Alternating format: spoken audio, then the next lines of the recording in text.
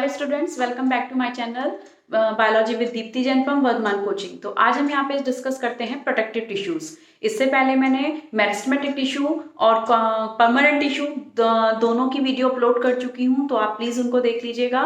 और इस वीडियो में मैंने लिंक भी मेंशन करे हैं, तो आप प्लीज उनको देख सकते हैं। तो अब यहाँ पे स्टार्ट करते हैं प्रोटेक्टिव टिश्यू। प्लांट टिश्यू के अंदर प्रोटेक्टिव टिश्यू क्या होते हैं? तो प्लांट टिश्यू की अगर हम बात करते हैं तो हमने जैसे मेरिस्टेमेटिक टिश्यू पढ़ा था और जो है परमानेंट टिश्यू पढ़े हैं। तो उनके साथ साथ इसमें प्रोटेक्टिव टिश्यू भी प्रेजेंट होते हैं, जो किसी भी ऑर्गन के आउटर लेयर जो होती है वो इस टिश्यू की बनी हुई होती है, जो उसको प्रोटेक्शन प्रोवाइड करती है। तो प्रोटेक्टिव टिश्यू के अंदर दो टिश्यू इंक्लूड होते हैं, एक तो होता है एपिडर्मिस और होता है कॉर्क। इन दोनों को मिला के जो है वो क्या बनता है? Protective tissue. तो सबसे पहले हम यहाँ पे जो एपिडर्मिस लेते हैं, एपिडर्मिस जो है हर ऑर्गन की आउटर मोस्ट लेयर होती है, सिंगल लेयर होती है। जनरली ये लीफ, स्टेम, फ्लावर हो, रूट हो, सब में ये आउटर मोस्ट लेयर होती है, outermost layer of plant organs. ठीक है, प्लांट ऑर्गन्स की कौन सी है? आउटर मोस्ट लेयर है। जैसे कि हम सपोज करिए इस तरीके से लेयर को बनाते हैं, सिंगल लेयर मिलेगी, मोस्टली सिंगल लेयर होती है। किसी किसी उसमें मिलेगी आपको ये मल्टी लेयर, अदरवाइज कैसी होती है? ये सिंगल लेयर होती है, सिंगल लेयर होती है। और इसके ऊपर क्यूटिकल की कोटिंग होती है। जो है ये किसकी कोटिंग होती है? इसके ऊपर एक लेयर डिपॉजिट होती है इस पे क्यूटिकल की। जो क्यूटिकल है वो एक वाटर प्रूफ सब्सटेंस है, जो उसको वाटर रिड्यूस करने में और साथ में इसको जर्म प्रूफ बनाने में हेल्प करता है। वैक्सी लेयर होती है ये क्यूटीन की। तो ये जो है ये कैसी होती है? Single layer and covered with cuticle. ठीक है, ये एक वैक्सी लेयर है, वैक्सी लेयर ऑफ क्यूटीन। तो ये जो होता है क्यूटिकल, ये क्या होती है? Germ proof. ठीक है, जर्म प्रूफ होती है और साथ में क्या करती है? ये वाटर प्रूफ लेयर है। ये जर्म प्रूफ और वाटर प्रूफ है, तो जिसकी वजह से इजीली जर्म्स इसके अंदर एंटर नहीं कर सकते हैं, वाटर जल्दी से रिड्यूस नहीं हो सकता है और वाटर जल्दी से इसमें एब्जॉर्ब भी बहुत ज्यादा उसमें नहीं हो सकता। तो इसमें और इसकी जो सेल्स हैं वो पैरेन्काइमेटस नेचर की होती हैं। सेल्स आर पैरेन्काइमेटस,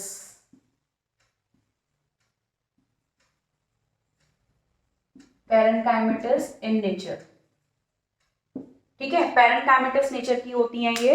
तो पैरेन्काइमेटस नेचर की हैं तो ये फूड स्टोरेज में भी हेल्प कर सकती हैं। और साथ में यहाँ पे वैक्यूल होगी, न्यूक्लियस होगा, साइटोप्लाज्म से रिच होती है पूरी और सिंगल लेयर होती है। तो इसमें जो एपिडर्मिस होती है, तो एपिडर्मिस का जैसे हमने बोला कि ये किससे प्रोटेक्ट करती है? डेसिकेशन और इन्फेक्शन से। ठीक है, फर्स्ट हो गया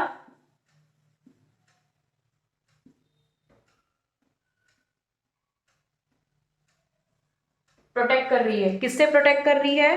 from desiccation and infection.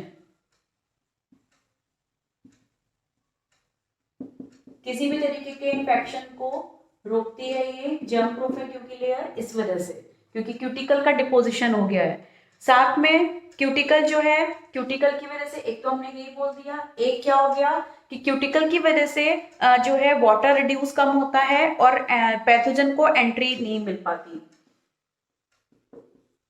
Cuticle help to reduce the loss of water and prevent the entry of pathogen.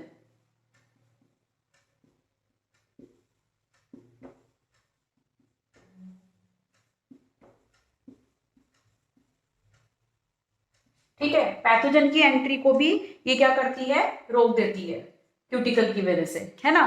और इसके अलावा इसमें जो स्टेम होते हैं, अगर ये स्टेम है, स्टेम होगा तो इनसे मल्टी सेलुलर हेयर्स निकलते हैं।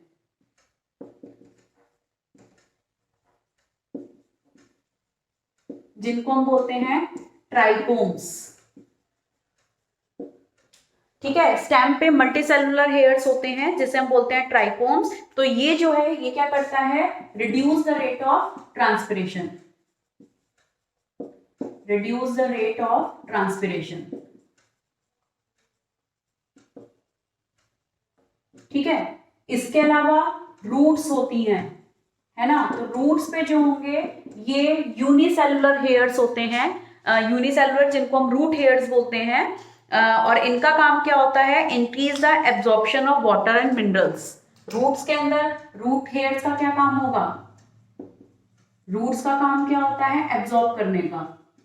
यूनिसेलुलर हेयर्स को हम क्या बोलेंगे, रूट हेयर्स।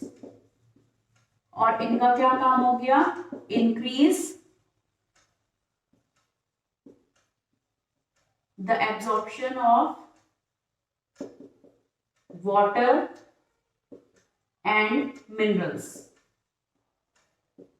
ठीक है, तो इस तरीके से ये फंक्शंस में इसके आ गया, डेसिकेशन इन्फेक्शन से प्रिवेंट कर रहा है, क्यूटिकल की वजह से वाटर के लॉस को रिड्यूस कर रहा है, पैथोजन की एंट्री को प्रिवेंट कर रहा है, मल्टीसेलुलर हेयर्स हैं, ट्राइकोम्स जो स्टेम पे प्रेजेंट हैं वो रेट ऑफ ट्रांसपिरेशन की रेट को रिड्यूस कर रहे हैं, और जो रूट हेयर्स होते हैं एपिडर्मिस पर वो एब्जॉर्प्शन ऑफ वाटर और मिनरल्स को इंक्रीज कर देते हैं। तो ये हो गया इसमें एपिडर्मिस। इंपॉर्टेंट है, 1 मार्क्स में भी क्वेश्चन आ जाता है और 2 मार्क्स में इसके फंक्शंस के लिए क्वेश्चन आता है। तो अब हम यहाँ पे सेकंड प्रोटेक्टिव टिश्यू लेते हैं, कॉर्क। कॉर्क इसको हम बोलते हैं, इसको हम लोग बार्क भी बोलते हैं, जैसे नॉर्मली हिंदी में बोला जाता है छाल, पेड़ की जो छाल होती है, जो मोटे मोटे जब बहुत ज्यादा ओल्डर स्टैम्स हो जाते हैं, प्लांट्स हो जाते हैं, ट्रीज जो डेवलप हो जाते हैं, तो उनके ट्रंक के ऊपर एक बहुत आउटर लेयर फॉर्म हो जाती है, थिक लेयर, जिसको कि छाल बोलते हैं, वो अलग से निकल भी जाती है, तो रूट्स पर भी डेवलप हो जाती है और स्टेम पे भी डेवलप हो जाती है, उसको हम बोलते हैं बार्क यानी कि कॉर्क। ठीक है,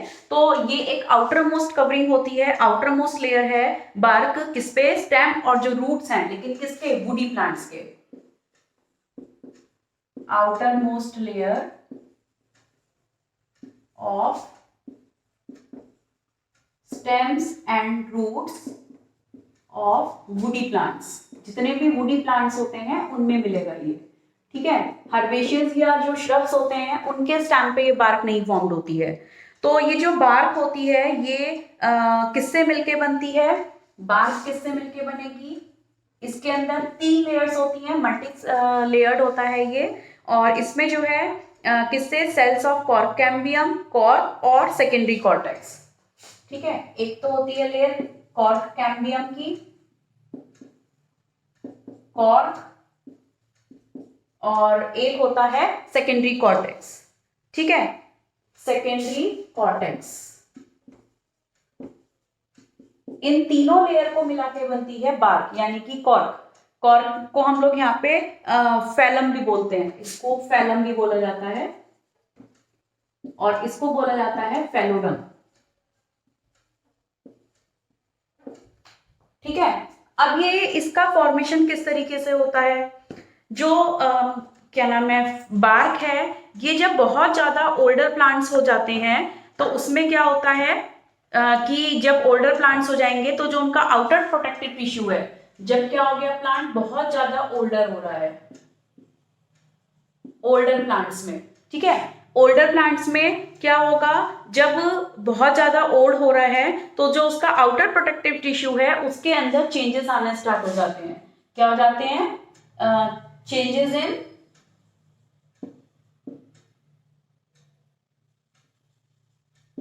आउटर प्रोटेक्टिव लेयर्स, उनके अंदर क्या आ रहे हैं, चेंजेस आ रहे हैं। ठीक है, अब इनके अंदर जो चेंजेस आने स्टार्ट होते हैं तो इनके अंदर सेकेंडरी मेरिस्टेम होता है, वो रिप्लेस हो जाता है स्टेम के एपिडर्मिस में। जो क्या होता है इसमें, सेकेंडरी मेरिस्टेम, उनके अंदर डिविजन्स होते हैं बहुत ज्यादा, और ये क्या फॉर्म कर देता है, एपिडर्मिस, एपिडर्मिस ऑफ स्टेम। ठीक, जब एपिडर्मिस बन जाती है तो उसके अंदर क्या होता है, फिर वहां पे फिर उनके अंदर डिविजन्स होने स्टार्ट हो जाते हैं। ठीक है, एपिडर्मिस की लेयर फिर कॉर्टेक्स में कन्वर्ट हो जाती है ना, कॉर्टेक्स फिर डिवाइड होता आता है, कॉर्टेक्स फिर डिवाइड होगा सेकेंडरी कॉर्टेक्स में, और जो उसका आउटर पोर्शन होता है वो इनको कॉर्क कैम्बियम और कॉर्क को फॉर्म कर देता है। तो इस तरीके से एपिडर्मिस में जो है कई सारे मल्टीपल डिविजन्स होके उसमें से कई सारी लेयर्स फॉर्म्ड हो जाती हैं, और ये जितनी भी लेयर्स होती हैं ये किस में कन्वर्ट हो गई, लेयर्स में। ठीक है, और ये जो लेयर्स हैं मल्टी जो कई सारी लेयर्स हैं वो क्या बना देती है मिलके, कॉर्क यानी कि बार्क। ठीक है, यानी कि जो है इन 3 लेयर्स को मिलके क्या बन रही है, बार्क बन रही है। तो वो एपिडर्मिस होती है स्टेम की, उनके अंदर ही डिवीजन से इनका फॉर्मेशन होता है और फिर वो मिलके आपस में फॉर्म कर देती है किसको, कॉर्क को। तो कॉर्क जो होती है ये एज ए क्या होती है, प्रोटेक्टेड टिश्यू क्यों है, क्योंकि ये सब किसका बना हुआ होता है, सेवरल लेयर्स ऑफ एपिडर्मिस। ठीक है, ये सब कई सारी लेयर्स का मिलके बनता है एपिडर्मिस, इसी वजह से ये एज ए क्या होता है, प्रोटेक्टिव टिश्यू।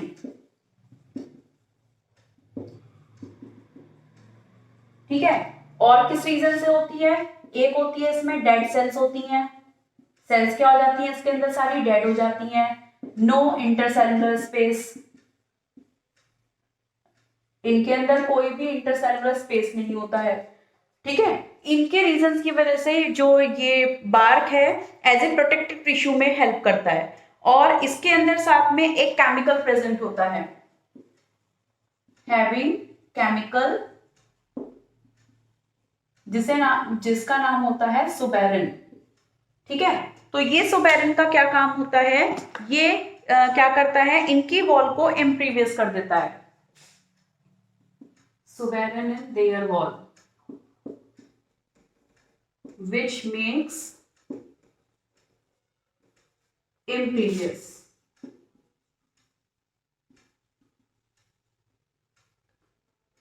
किसके लिए impervious कर देगा ये इसको, गैसेस और वाटर के लिए।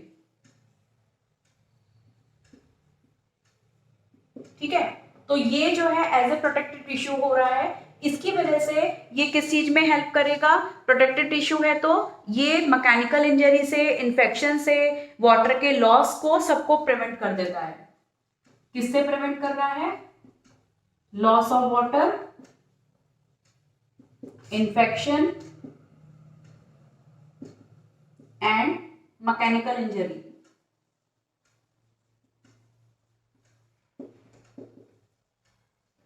ठीक है, इन सब से इसको ये प्रिवेंट करता है। इसके अलावा ये लाइट होता है और जिसकी वजह से ये फायर कैच नहीं करता,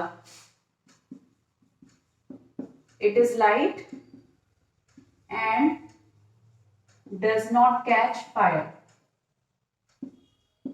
फायर कैच नहीं करता है। इंपॉर्टेंट है, इसका फॉर्मेशन पूछा जाता है कि कॉर्क का फॉर्मेशन कैसे होता है, तो आप उसको बता सकते हो कि इनके ज्वाइनिंग से और इसमें जो ओल्डर हो जाते हैं प्लांट्स, तो उनके अंदर जो प्रोटेक्टिव लेयर्स में चेंजेस आने स्टार्ट हो जाते हैं और सेकेंडरी मेरिस्टेम एपिडर्मिस में कन्वर्ट हो जाता है, और एपिडर्मिस डिवाइड होकर क्या करता है, कई सारी लेयर्स को फॉर्म कर देता है, उन लेयर्स को मिला के क्या बनती है फिर कॉर्क। और उसको एज ए प्रोटेक्टेड टिश्यू क्यों बोला जाता है, क्योंकि एपिडर्मिस की कई सारी लेयर्स से मिलकर बन रहा है, डेड सेल्स हैं उनके अंदर और इंटरसेलुलर स्पेस प्रेजेंट नहीं होता है, और साथ में इसके अंदर सुबेरिन होता है इनकी वॉल्स में, जिससे की वजह से वो गैसेस और वाटर से इम्प्रीवियस कर देता है, जिसकी वजह से एज ए ये क्या है, प्रोटेक्टिव टिश्यू।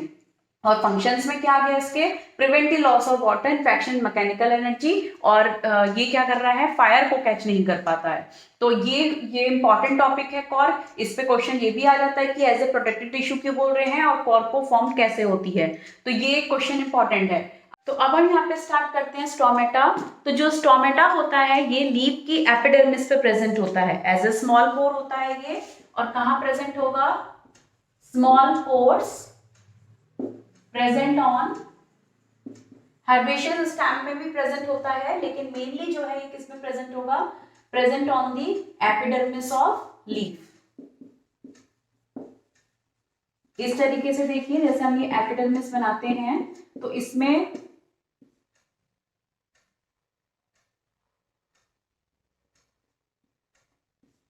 इस तरीके से दिखाई देते हैं ये, ये जो यहाँ पे दिख रहा है ये क्या हुआ, स्टोमेटा।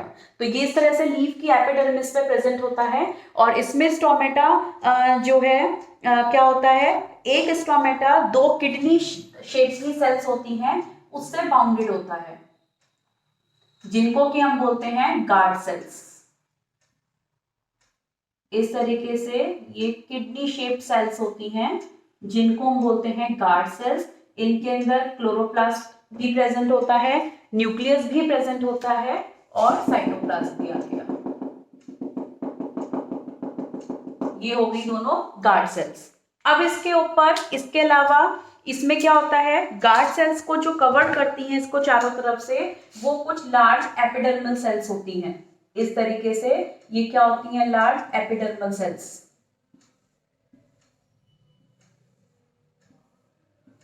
इस तरीके से इनको हम बोलते हैं सबसिडरी सेल्स। ये क्या हो गई, गार्ड सेल्स, और ये क्या हो गई, सबसिडरी सेल्स। और सबसिडरी सेल्स और गार्ड सेल्स को मिला के बोला जाता है पूरा स्टोमेटल अपरेटस। अगर क्वेश्चन में स्टोमेटल अपरेटस को एक्सप्लेन करने के लिए आता है तो आप इसको पूरे को एक्सप्लेन करेंगे, ठीक है। दोनों को मिला के क्या बनता है, स्टोमेटल अपरेटस। और ये दोनों गार्ड सेल्स के बीच में जो स्पेस दिखाई दे रहा है ये कहलाता है स्टोमेटल पोर। तो इसमें जो सबसिडरी सेल्स हैं वो इन गार्ड सेल्स को स्ट्रेच करने में और लूज करने में हेल्प करती हैं। तो ये इस टाइम पे क्या है, ओपन है, ठीक। ये स्टोमेटल पोर क्या है, ओपन। अब अगर जब क्लोज्ड होता है तो ये जब ओपन होती है तो इसकी जो ये इनर वॉल है गार्ड सेल्स की क्या हो जाती है, थिन, लेकिन क्योंकि स्ट्रेच हो जाती है। जैसे कि अगर हमने इस तरीके से ये लिया है, ये चीज ओपन है, तो ये चीज हमारी जो दिख रही है ये थिन होगी। अगर हम इसको छोड़ दें, सबसिडरी सेल्स उस पर प्रेशर छोड़ दे, उसको लूज कर दे, तो क्या होगा, ये इस तरीके से आ जाएगी। तो इस टाइम पे ये जो पोर होगा वो क्या हो गया, क्लोज। और मिलके जब दोनों वॉल एक साथ आ जाएंगी या इनर वाली, तो वो क्या हो जाएगा, थिक। तो यानी कि जो क्लोज्ड कंडीशन होती है वो इस तरीके से दिखाई देगी,